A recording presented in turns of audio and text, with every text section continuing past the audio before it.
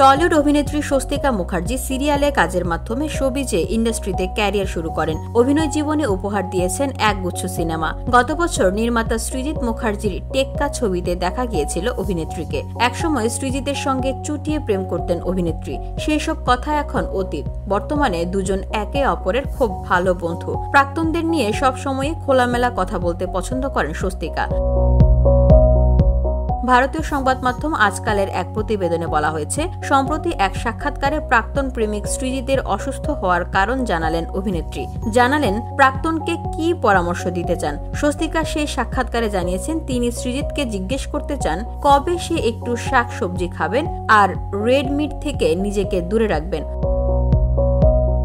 অভিনেত্রীর কথায় Srijit breakfast, lunch ও ডিনারে নাকি শুধু মাংস খেয়ে থাকেন, সেটাও প্রয়োজনের পরিমাণে বেশি। স্বস্তিকা বলেন, আমার এত জায়গায় সৃজিতের সঙ্গে দেখা হয়েছে, ইভেন্টে, ছবির প্রমোশনে, শুটিংয়ে, ব্যক্তিগতভাবে। কোনো সময় দেখলাম না একটা মানুষকে ফল খেতে, কোনো সময় দেখলাম না ডাল খেতে, কোনো সময় দেখলাম না শাকসবজি খেতে। একটা মানুষ শুধু মাংস খায়, তার হাসপাতালে যাওয়াটাই স্বাভাবিক।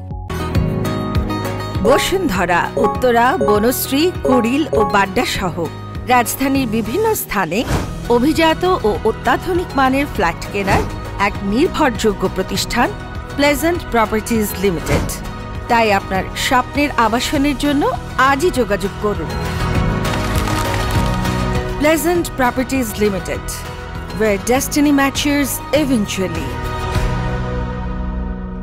স্বস্তিকা আরও জানান, সৃজিত কোনো নিরামিষ খাবার খান না। এমনকি অভিনেত্রী পরিচালককে জলও খুব একটা খেতে দেখেননি, যে কারণে পরিচালকের হাসপাতালে যাওয়াটাই স্বাভাবিক বলে মনে করছেন স্বস্তিকা। তিনি অসুস্থ না হলে নায়িকা খুব অবাকই হতেন। প্রসঙ্গত, কিছুদিন আগেই অসুস্থ হয়ে পড়েন পরিচালক সৃজিত। বেশ কয়েকদিন হাসপাতালেও ভর্তি ছিলেন। তারপর ফিরে এসে আবারও চিকেনের সামনে ছবি পোস্ট করেন নির্মাতা। VOT Bangla news desk.